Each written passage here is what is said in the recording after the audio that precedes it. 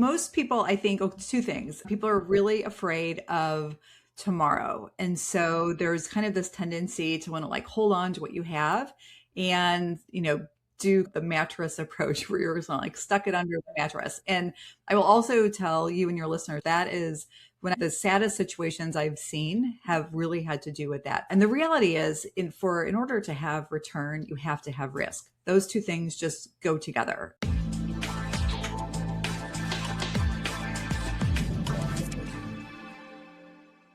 Today, we have Susan W. Jones. She is got alphabet soup behind her name, just like I do, but she is the managing partner, co-founder of Sorrell Wealth Partners. She's a licensed attorney, a wealth advisor, and she specializes in guiding high net worth clients through major life transitions, kind of like divorce, retirement, or any kind of liquidity event. Susan combines her legal, tax, and estate planning expertise with coaching-oriented approach to deliver highly personalized and actionable financial strategies. Susan, thank you so much for being here, and make yourself at home. Well, thank you, Dee. Thanks for having me. So you started your career path with corporate law and then ended up in accounting. How did corporate law lead you to accounting that led you to Sorrell Wealth Partners? Yeah, it's interesting. My career has not been an exactly linear line, but when I was in law school, I really wanted to be a corporate lawyer. And I really saw myself doing a lot of like contracts and different things. Then I did an internship at a really big law firm and then later joined and discovered that I loved tax, which I know that's the look on your face is the look on everyone's face when I tell them that, but I really did love tax. And so as I got into that, what I also discovered that I really loved is really that combination of that technical and all the math and all that, but also applying it to people and helping them. And so then my trajectory shifted a little bit, and I ended up specializing in individual and trust tax for individuals and family groups. And then when I started doing that, the natural extension was wealth management, because there's so much interplay with investments and financial planning. At the end of the day, it's really about helping people grow and really preserve and keep their wealth. And so that was kind of how that transitioned. So even though on paper it doesn't necessarily make sense, it has been kind of all those lines of taking that technical aspect and then seeing like, how can I really use this to help make people's lives better? Yeah. My best friend is an accountant, and I'm like, I love you, and I'm thankful that you are who you are, because God knows I need you. Yeah, if we all like the same things, the world would be a boring place, right? Yes, it would be, very much so. What's the one thing that you wish every listener knew about the wealth management industry before they make a major financial decision? I think there's sometimes an expectation or a thought that wealth management is all about investments. And so and oftentimes even about like picking stocks or just really, watching the market. And the truth is wealth management, certainly that's a big piece of it, investments and growing wealth that way. But the financial planning piece and the integration of financial planning and tax and estate planning, that is such a core benefit that comes with wealth management. And that's especially true as AI and different technologies make that investment piece. It used to be that you had to have a whole team of analysts in the back watching the stock market. And now, again, thanks to AI and different software, that really has taken a lot of that away. And so it's really that focus on financial planning and actually kind of running the numbers and making informed decisions. That's really interesting, because we hear about AI every day. And especially in our industry, every time something new comes out, it's like, it's going to get rid of real estate agents. And I keep telling people, I said, nobody ever wants to deal with a robot ever. I mean, think about every time you make a phone call and you're stuck in the phone tree you can't get out. Nobody ever wants to deal with a robot. So humans are always going to be involved, but it's neat to think about how AI is moving in your industry, because that typically, we don't think about those kinds of things. I'm sure probably your industry says the same thing. AI is going to take away my position. Yeah. Well, And it's so interesting because there are certain things, again, some of those tasks where, things like actually putting the numbers into a financial plan, or Yeah. again, doing that analysis of, the market and individual stocks and how things are moving, that it used to take a whole team of people with their calculators to figure out. And now that really can be, and is better in some ways, to be kind of robotized using AI. At the end of the day, it's kind of like with a real estate agent. I mean, people need an informed person to help with critical thinking and to bounce ideas off. And, I have a number of clients that like to send me things from ChatGPT or Claude, like I asked this Yeah. question. Now I want to talk to you. And so, Yeah. because at the end of the day, you can get a lot of information, but really you need, someone or something to help you truly apply that to your own individual life. Now, who knows, in 20 years, there might be a bot that looks like the two of us that can, so I don't know, but for now, at least, it's certainly not there yet. Well, it's funny because you sit there and I had somebody put something in Chat GPT and then they want to talk to you about it. That's the thing, is like, if you have any kind of Google or Alexa or any of that, and now everybody's Google and Alexa's got their ears open and they're wanting to know what. But if you have any of those and they respond, my husband hates it. He'll tell it Google to turn on a light and it speaks back to him in Italian. And like, what about that sounded like Italian? I don't know. Yeah. But so, that's what I think about when it comes to AI. It makes your job, my job. Yeah. It gives us the analysis piece a lot easier. It gives us it puts all of those numbers in one place, but you still have to have that interaction to be able to read it, understand it, and be able to apply it. And I think that's where people freak out and say AI is going to take my job, but don't think about, you need a human to be able to put this together. You can get numbers, but if somebody doesn't understand the numbers, having somebody be able to kind of, for a lack of a better word, dumb it down for you and go, okay, here's the numbers. Here's how we break it down. This is what this means. And that's where human interaction comes in. Yeah, absolutely. What is the biggest mistake that your clients make during their major life transitions when they're trying to decide whether to sell or keep a home? A lot of times, I think first is making a decision too quickly based on a desire to kind of get out of a situation. And so I've had a lot of clients through the years that, for whatever reason, they decide to move, or they, have a life change, or they're going to retire, and they say, you know what, I'm going to sell my house, I'm going to move. And they don't necessarily think of it as being the huge financial decision that it often is. Yeah. And so they start to kind of go down that path. And then, we're talking and they mention, and it's like, well, hold on, let's talk about that and figure that out. And so that's something, or a lot of times actually I have people come to me after they've done that, or when they're in the process and all of a sudden they realize they need some help. I think particularly for real estate investors, one of the things I see is that they kind of start down that path, or even sometimes sell a property without thinking, again, without, either consulting a financial advisor or their accountant. And so they miss out on opportunities. And the biggest one is a 1031 exchange. And the problem is, Dee, once you've taken those funds, it's too late to actually do that. And so that can be, again, one of those sad situations where there was a real missed opportunity just because there was this urgency to get something done fast. And I love that about real estate investors, to be honest, that kind of quick, like, let's make that happen mentality, which is so great in so many ways. Yeah. But I would just say on the financial side, sometimes it is good to at least like hit pause for a second and say, okay, let me contact my, my advisory group and figure out if there's a way to structure this that's more beneficial. When we talk to our clients, one of the very first questions we ask, when they're looking is, what is this in relation to? It's like, this is my mom's house and we're just trying to, and I always ask them, I said, do you need to talk to an attorney, or do you need to talk to your tax specialist? Because there are some tax implications that come with this. Or, like I had one, we actually have had two people this year so far, and it's only May, who've already had their parents pass last year. They inherited the home. They can't stay in the home, emotional reasons. Yeah. And, we're like, okay, well, what do you need to do? Have you spoken to your attorney yet? Have you spoken to your tax advisor yet?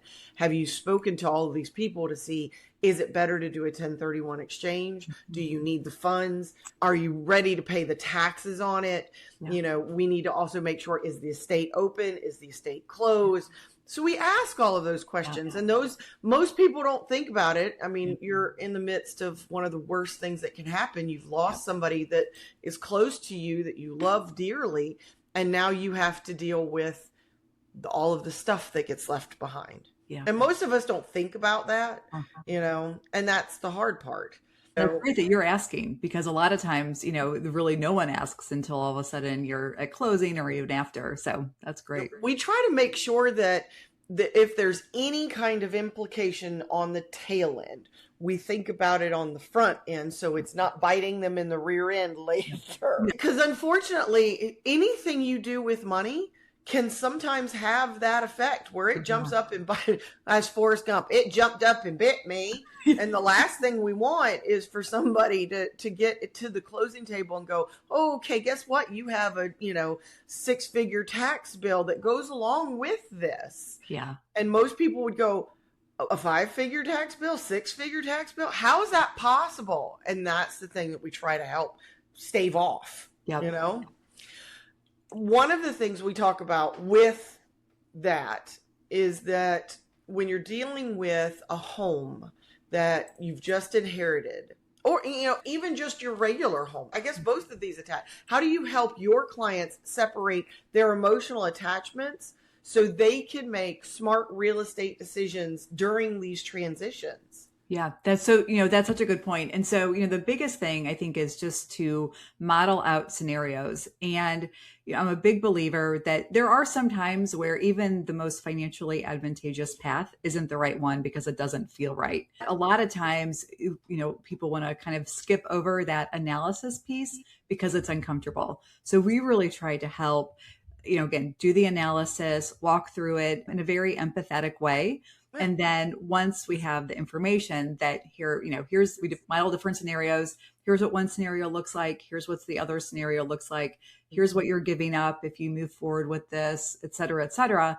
Then a lot of times that helps people kind of take a step back and say, okay, knowing up, again, to your point, knowing that maybe I'm going to have a 6-figure tax bill if I do this, is this something I can work past? What does that look like? And again, I'm a big believer that sometimes, I've had clients say like, hey, I know this is the right way to do it in terms of tax and financial planning, but I just can't, either because of a death or a divorce or some other reason, I can't stay here. And so then it's okay, well, then let's plan around it. So then let's make sure that when you go into closing, you get the proceeds, that there is, that's set aside for taxes, that we're planning for it. So that at least, if they don't go that route, there is that plan. So, because to your point, the only thing worse than a tax bill is one that you didn't expect, like the day before it's due. So avoiding that at least. Well, and one thing that I won't ever forget, I've been doing this for a little while. And I remember when I got started, everybody kept saying, okay, well, the moment that you sell a house, you have to take the proceeds and put it into another house. And I was like, I got started in 2008. That was already 20 years old at that point. Yeah. And so we try to tell people that was the old thought. Yep. We have to actually talk to a tax person because there are ways that you can keep the finances that you made if you want to, or yes, you can put them back in, or yes, you can invest them, but you need to talk to your tax person or your wealth advisor to get you through that. Yeah. That is such a good point, because that is kind of the old law. And, what it really did is it hurt, especially people who were retiring or had to kind of downsize for financial reasons, and maybe were either downsizing to a smaller home or even going to rent. And so all of a sudden, because they weren't putting all the proceeds back into a new property, they were hit with a tax bill. And so there was a change. So now it's just a flat exemption that you can use every few years, so that, as long as, again, you've been in the home long enough, you have. But it's amazing how many people still, because the old law was that way for so long, that anyone who kind of sold a house under that regime, they don't necessarily know that it changed. So that's a great call out. It's one of those, that's why I talk about, there's so much misinformation out there. Yeah. And this is one that it's 40 years old, almost 50 years old, and it's still hanging around because most people, when I talk to them, tell me this same law from 50 years ago. And I'm like, all right, y'all, I know I'm old, but dang. Yeah, that's a little kind of a reality check because I also actually bought a home, I think, when that was in the regime. So Yeah. we're all getting older. Yeah. What is the most critical piece, or what is the most critical estate planning step that real estate investors need to take right now to protect their assets? I would say liability protection. And so and liability can mean all kinds of different things. And so, in most states, one of the best kind of protections for liability purposes is to have property either named jointly with a spouse if you're married or in a joint trust. And that's something that, a lot of people do just for convenience purposes. But I would say to, really make sure that when you're buying a property, if it's going to be a personal use property, to make sure that it's either titled if you're married in joint name or in a joint trust. The other, if you have intentions to rent it out, even if it's for a short-term rental or not something that you're going to rent all the time, but to make sure you have an LLC in place. And what that does, now there's a couple different things I want to mention with that. So first, the LLC, a lot of times people think, oh, I can, I'm smart, I'll just make my own LLC on the state website and then I'll be done. And in order for that liability protection of the LLC to really, kind of be in place, you have to respect the kind of corporate structure of the LLC, meaning that you need to make sure that the funds flow in and out of the LLC. So you have a bank account, so you're paying expenses through the LLC. One of the things I see get missed a lot is that the insurance coverage, the titling doesn't match the name of the actual property owner. So you want to make sure that your insurance coverage is actually that the LLC is reflected on that. And so that's one of the biggest things I see is just kind of that liability protection. The other thing, for estate planning purposes, well, I guess a couple things there too. As you're doing your estate plan, you really want to think about how you want your property to pass and make sure that's reflected. And that's something that I see sometimes not be the case, either because there's a beneficiary deed in place that hasn't been updated, and so it actually passes kind of outside of the estate or the trust. Or, one of the kind of saddest and most unusual experience I ever had, I actually had a client who inherited a lot of property from their parents. And as they were administering the estate and the trust, there was a big rental property, one of their kind of, hallmark properties in this real estate portfolio. They discovered that the deed actually passed to an uncle who had never been involved in the business. They really didn't know why. And so as it ended up being this big family dispute, the aunt actually had a medical event due to the stress of the situation. And it was all because, from what they could tell, is that maybe as a favor or something, the father had added this other relative to the deed and then not told anyone about it. And although that's a very extreme example, and I can't say I have seen a lot of inconsistencies with deeds, because as people are updating documents and thinking through their plans, that's something they don't necessarily check. And the great news is, with the kind of online records we have and different ways to get, it's not as hard as it used to be to actually double check that. You taught me, I usually end up taking notes every time we do this, but you taught me something because, I do have an LLC in place. I do have a trust in place. And I do talk to most of my clients about, especially, we just had another older lady who purchased a home. She's downsizing, and to prepare and protect her daughter, we told her, you need to set your trust up. Now, she's already got businesses and LLCs, things that are already in place. I have a business and an LLC and a bank account, all of that. But the insurance piece, I've got to go back and check that. So I ended up learning something. One of the other pieces that we talk about with LLCs is that you do have to, while you can start it yourself, you do need to make sure that you follow all the steps. Right. A lot of people forget you have to have an EIN number. Yeah. Because you're starting a company, you need to have that tax as well to be able to do the whole trust LLC portion as well. Yeah. Yep. And that's, in order to open a bank account, you're going to need that. And the nice thing is, these steps, they're not as complicated as it sounds. As once you have someone help you through it the first time, it's not that hard. But those little kind of missteps can ultimately end up causing problems later on. And it's not expensive. Yeah, it's not super expensive either. So everybody can do this. Yeah. Yeah. And the EINs are free. And the reason I say that, I have a really smart client who called me and told me that it was going to cost him like $50 to get an EIN. And I said, no, it doesn't. And so apparently there's a lot of fake websites out there. So, just a call out for your listeners that EINs are free. Well, that's one of the other things we tell people. It's like, you buy a house. Yay! Now you're going to get a whole bunch of junk mail that says you have to pay for your title. No, you don't, because it's free and you can get it online. You have to, all of these things I'm like, how do these, obviously it makes them money because somebody does it. Yep. But you really need to know that you don't have to pay for these things. Yeah. Yeah. The LLC portion is registering the LLC is the only thing that costs anything, if I remember correctly. Yeah. Yeah. And it varies from state to state, but it's, again, it's not expensive. So if you're getting something that's hundreds or thousands of dollars, that's wrong. Yeah. Okay. How can proper legal planning prevent an inherited real estate asset from becoming a burden to the next generation or to the next heir? Yeah. So, there's a couple things there. So first, again, just going back to making sure that those logistical steps are in place so that the titling's correct, that you have a trust in place, so it's going to avoid probate, that, if it's a property that's going to be meant to be inherited long-term by multiple people, there is either an LLC or a trust in place that's going to have some guardrails around that. That kind of vacation home planning sometimes sounds great on paper, but if there's not, again, some really good guardrails for the next generation, that could end up causing, family turmoil.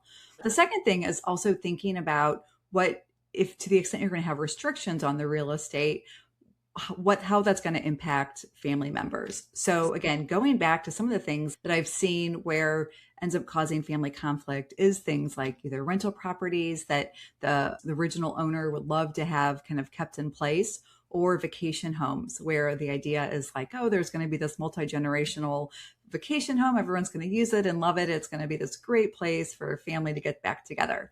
But unless there's, again, really good guardrails, but also other funds to help with that, because what often happens is, say you have 3 kids, you leave the vacation house in a trust for all 3 kids, and that's the only asset in the trust. Well, unfortunately, there's a lot of operating expenses that go along with a piece of property. And so then all of a sudden, what happens when, first of all, just kind of the everyday expenses, who's going to pay for the insurance and who's going to pay for all these different things.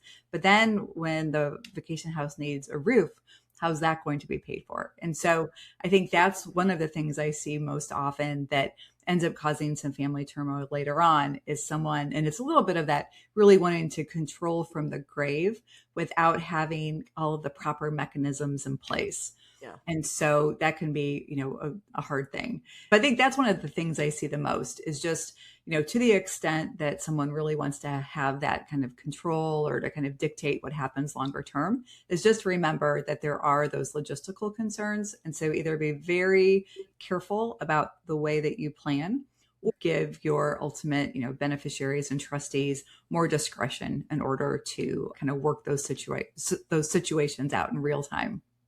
Exactly. What's one of the biggest surprise tax bills that you see property owners kind of accidentally trigger when they finally do decide to sell and cash out? That's a great question. I would say 2 things. The first is the state tax bill. And so I live in Florida. Dee, I know you're in the Carolinas. So no state tax here. There's obviously a lot of states now that don't have a state tax. And so sometimes what I see is, either someone is living in a state that doesn't have a state income tax, or that has a lower state income tax, but they have property in a state that has a higher income tax. And they forget that when they sell that property, that the gain is going to be taxed at the state level at that own state's rate.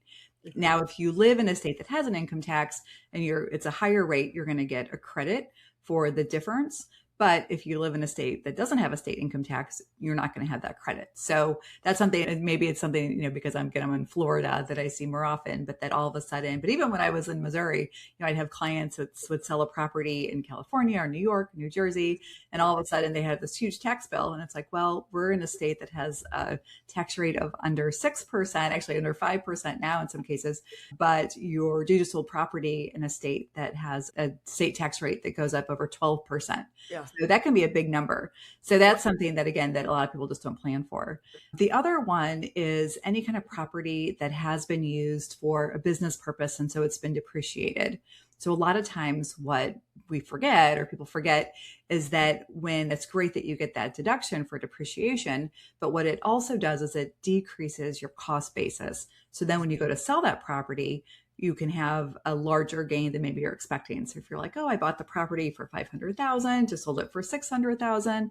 Yeah, I'm going to have a tax bill for $100,000, but I'm expecting that. Well, that's great. But if you've had that property for, any length of time, you've probably taken some good depreciation and gotten some real good tax benefit on it. But now you're going to be kind of paying the piper for that depreciation deduction that you got earlier on. So again, just really good to plan for that and to expect it. Yeah, especially when you're close. Like I'm in Charlotte, so we straddle two states. Now, both of those states, we do have a state that you have a 6% tax if you're not living in it, that you do have Homestead Act. So you can get, if it's your personal home, you get a tax rate reduction. Yeah. So it's really nice to keep that in mind when you're thinking of, oh, okay, well, I have to sell this and it's somewhere else. Yeah. Yeah. How can families legally shield their real estate profits from the IRS when they're passing it down to their children? Or is there a legal way? Yes. So, the one thing that is still law, there's been, kind of back and forth, but it's still law, that as long as you own a piece of real estate in something that's still either it's a revocable trust or something, you haven't gifted it away, basically. So as long as you still own it, when you pass away, you have a basis adjustment, which usually is a basis increase to the fair market value on the date of death. So for example, if I buy a piece of property for $400,000, I hold it, I pass away when it's worth $600,000 and I pass it to my children, then the basis that they're going to inherit is $600,000. So if they sell that property right away, it's $600 or $600,000. So they have no gain. So that's something really, I think, is important to remember, because a lot of people don't understand that. And especially if they haven't been in a situation where they've, either inherited before, it might be something that really gets missed. Well, it's one of those things that you may not think about because, again, you're grieving. Right. So you're going through one of the worst things you can go through. But if you've got a family friend who's a real estate agent, because every single person out there knows 10 real estate agents. Yeah. Out of those 10, there's 3 that they know, like, and trust and are willing to do business with.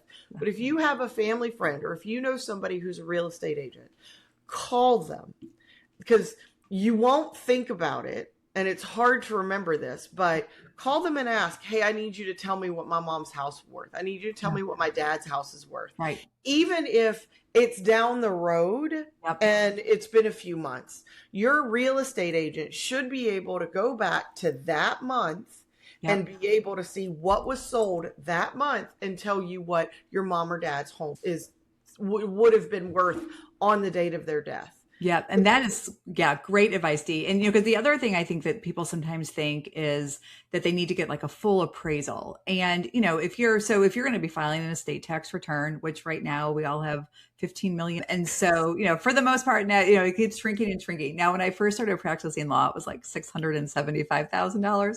So, you can see the gray hair, but now it's 15 million. And so for most people don't have to file an estate tax return. But then a lot of times what I hear is that like, oh, well, I don't know if I get a basis step up, or we don't know what it's worth because we didn't, ask the questions, and people really get nervous about that. And so to your point, it doesn't have to be perfect. It doesn't have to be spend thousands of dollars on this full-blown real estate appraisal. Like you said, call someone that who's a real estate agent, ask the question, have them send you an email, put it in your file. And for the most part, that's going to be good enough to be able to establish that fair market value on the date of death. Because as real estate, I mean, appraisers are the ones who tell you the value. Now, they're the only ones who can tell you the value and give you a number. As a real estate agent, we can give you a range. And it doesn't matter which state you're in, we're only allowed to give a range. Yeah. But our range is pretty close. There's a lot of times that we could get really close. Now, if you own a farm, your range is going to be a little bit wider. But, for the most part, if you live in a subdivision, if you live in a neighborhood, we're going to be able to give you a pretty close range. But you don't have to have an appraiser. And do remember that appraisals are still just an opinion. Right. It is that appraiser's opinion, because you can fight an opinion. Oh, absolutely. Absolutely. I mean, usually they just have like 3 comps and then they come to, a conclusion. And so it's not scientific. It's the Correct. same. Yeah. It's not AI. You're dealing with a human. Right. And truly AI couldn't do any better. This exactly. All right. So what's the common limited money belief that holds most people back from investing? Most people, I think, 2 things. People are really afraid of tomorrow. And so there's kind of this tendency to want to hold on to what you have and, do the mattress approach where you're stuck it under the mattress. And I will also tell you and your listeners that is the saddest situations I've seen have really had to do with that. So I've had throughout my career, several people, I should say, come to me wanting, they're in a place where they want to retire or they want to change their life in some way. And they tell me that they've been, saving either in a 401k or in some other way. But when I look, I don't see necessarily that makes sense. And then in closer inspection, I find out that they've only kept their funds in either cash or very low interest rate investments. And so they haven't even kept up with inflation. And so that is that belief and the reality is in order to have return, you have to have risk. Those 2 things just go together. And so then it's really a question of, if you want to grow your wealth, what can I do to mitigate risk, but also to have market returns? And that a lot of times, either involves being able to, segregate the funds that you're going to put to invest. In terms of real estate, it's making sure that when you invest in real estate, that you do have adequate cash flow to keep up with the real estate. But, a lot of times it really does come down to either taking risk, taking out, I'm not a big fan of doing a lot of leveraged investing in terms of the market, but with real estate, I mean, that, being able to essentially acquire a property using a mortgage is one of the greatest ways to leverage wealth. And the reason is because as long as you're investing in a property that's going to grow at a market rate of return, you're essentially getting that return on someone else's dollar. And so, again, if you have a $500,000 property and you're in an area that's growing, 5, 6, 7% or more, you're going to get that growth on the full value of the property, not just the amount of cash that you've put in. And especially for either, people who are still in that accumulation phase of building wealth, that really does oftentimes allow them to, grow their wealth more than had they just used kind of the cash that they had. And, I think even back to the very first house I bought in 1999, a long time ago, and it was like $100,000 and I had just graduated from law school. And so, but it was a hot market. I was able to sell the house for like 2 years later at like $125,000. Then I bought a house that was, like $300,000. And it was really, if I had never bought that first house when I did, I don't know if I would have been able to buy the second house when I did, which, and by then I'd gotten married and was, expecting to have children and all these different things. And so, again, I think that can be the greatest benefit of investing in real estate, but there is some risk and kind of, you have to open up your mind that like, hey, this is a leap I'm going to take, that maybe there is of course some risk involved, but the upside, is worth it. And I'm going to do it in a way that it's manageable. It's always safer and feels safer when you can touch, feel, hold the money that you have. Because you know that if the world falls apart, I can touch, feel, hold, go get the money that I have. Yeah. So putting money in a place that you can see it, but you can't touch, feel, hold, it's the tactile piece that gives people that security. And you have to kind of rewire their brain to say, that's not necessarily security. That is liquidity. And security is what you give yourself. And having to show people that the four walls that they live in, the roof, that's the security piece, because you're gaining every single day on that. Yeah. And we teach people that it's 3 to 7% per year that you gain on your house. Yeah. Well, in the last few years, it hasn't been 3 to 7%. It's been closer to 10. Yeah. But then we're going to come back to years that it's going to be really tight to get 3. Yeah. So you have to understand that the four walls you sit in are always building you money. Yeah. Yeah. Yeah. How do you empower your clients to take control of their wealth when they're financing and, when they finance and real estate feels real intimidating? Yeah. Yeah. Again, planning, it's amazing how when there's a tendency when you don't have a plan in place to kind of lay in bed at night and think about worst case scenarios, to worry about like, well, what if this happens or what if that happens? To your point, like, oh, what if the real estate market is flat this year? Like, well, now what?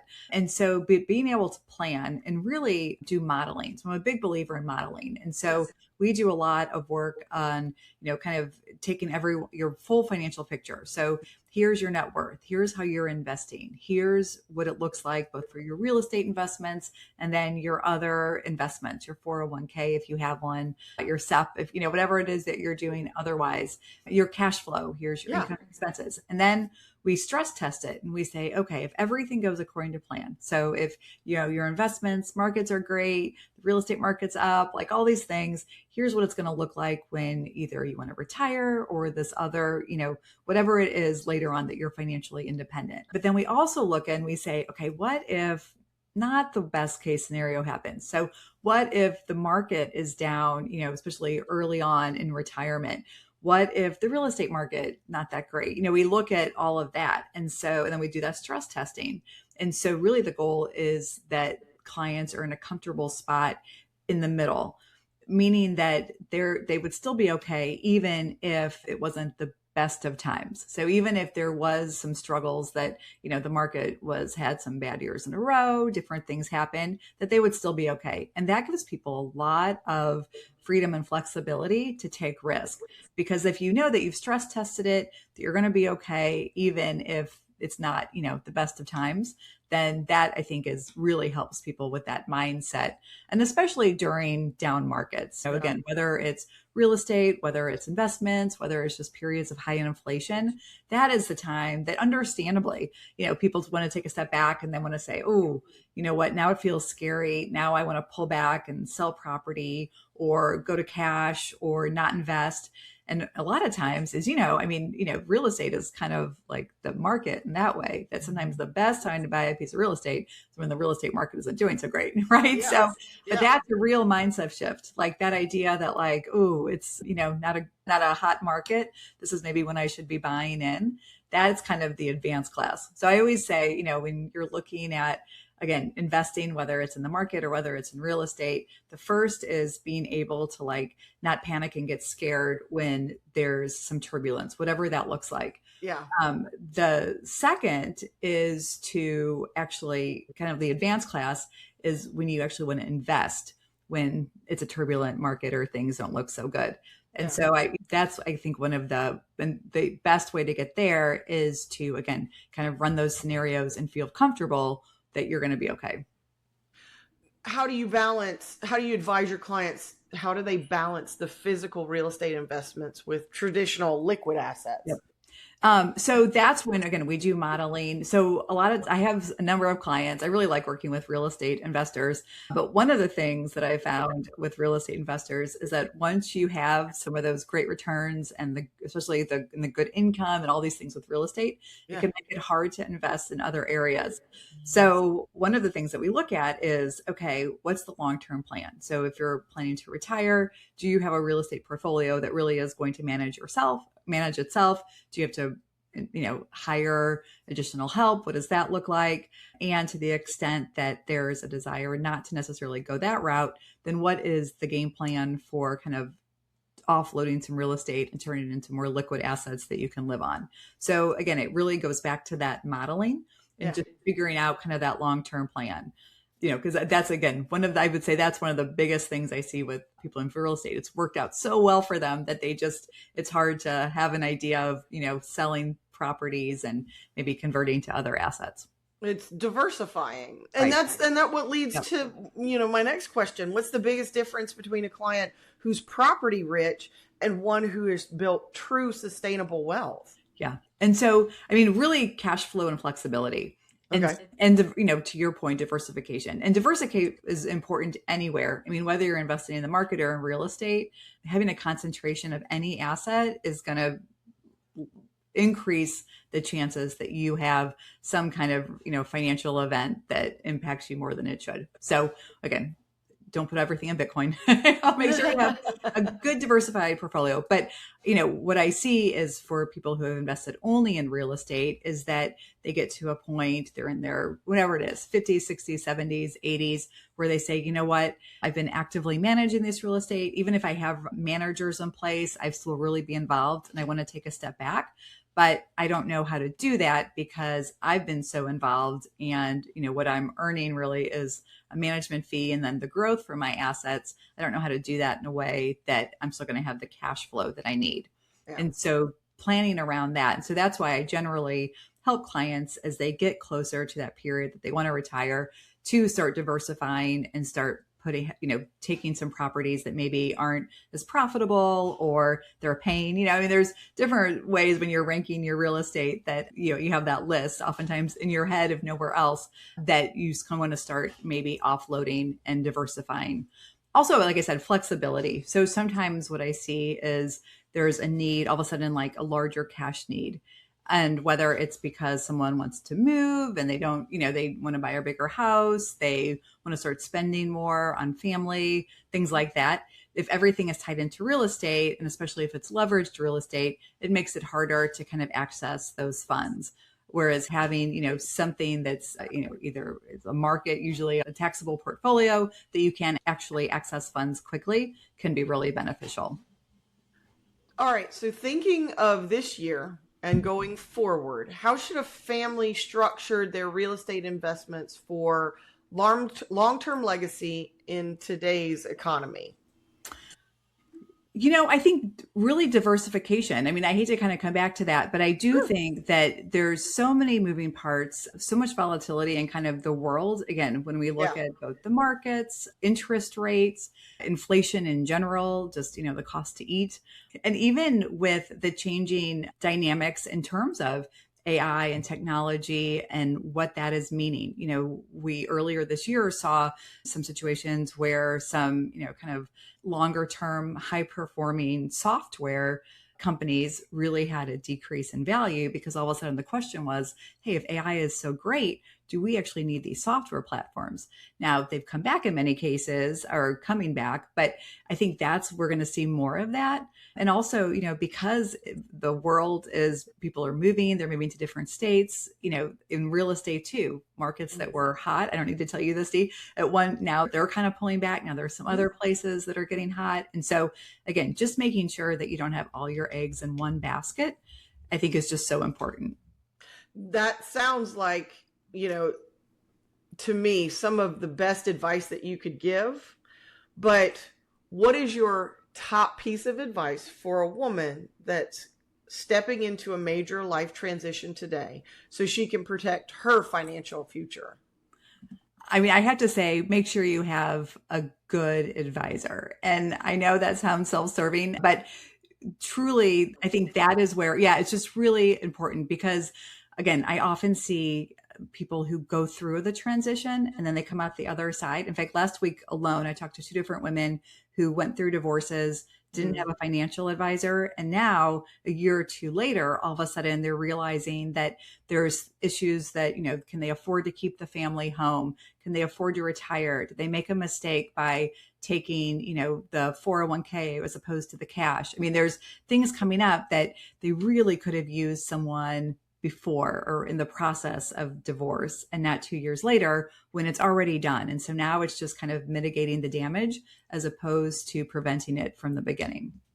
That's the whole thing, is you want to wrap yourself around people who are smarter than you in their area. And that's what makes you're always building a team, even in your life, with your family, with the people who are around you. Surround yourself with the people who can make you better. Yeah. Susan, thank you so much. I so appreciate your time. Thank you for being here, and thank you for all your advice. Yeah, thank you, Dee. I had a great time. Really appreciate the conversation. Thanks for joining me on Make Yourself at Home. I hope you found insights and inspiration to help you navigate your real estate journey with confidence. Don't forget to follow, subscribe, and share this show with your friends, because everyone deserves to feel at home. Until next time, stay informed, stay empowered, and keep making moves that matter.